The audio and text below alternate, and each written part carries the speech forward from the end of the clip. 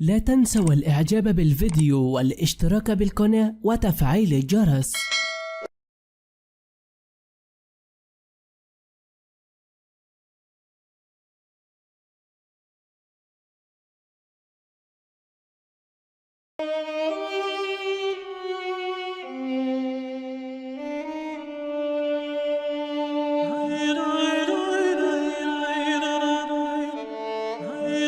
السلام عليكم ورحمة الله تعالى وبركاته، ولا حول ولا قوة إلا بالله العلي العظيم.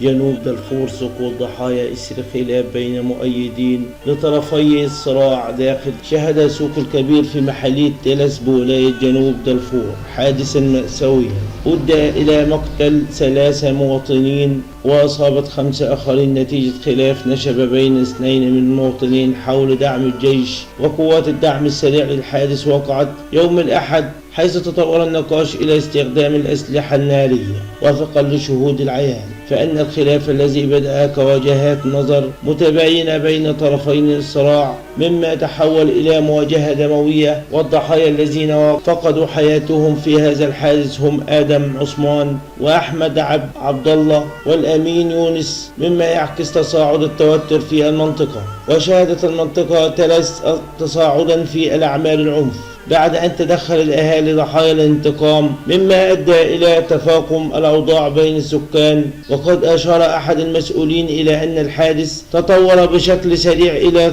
تصارع عنيف، مما استدعى لاتخاذ إجراءات عاجلة للسيطرة على الموقف. في إطار الجهود للحد من التوتر، قررت إدارة المدنية التابعة لقوات الدعم السريع في محلية تلس بإغلاق السوق وفرض حظر تجوال لمدة 3 أيام. كما قامت إدارة الأهلية بدور الوسطات بين الأطراف المتنازعة في محاولة تخفيف الحد الصراع وعادة الهدوء إلى المنطقة. ومع ذلك فإن الاستنفار الذي يقوم به بعض قادة الأهاليين للدعم قوات السريع قد أدى إلى انقسام داخل المجتمع، حيث أبرزت آراء متباينة بين مؤيدين ومعارضين لهذه الخطوة. هذا الانقسام أثر مخاوف عن إمكانية استخدام الأسلحة لتسوية النزاعات، مما يزيد من تعقيد الوضع الأمني في المنطقة.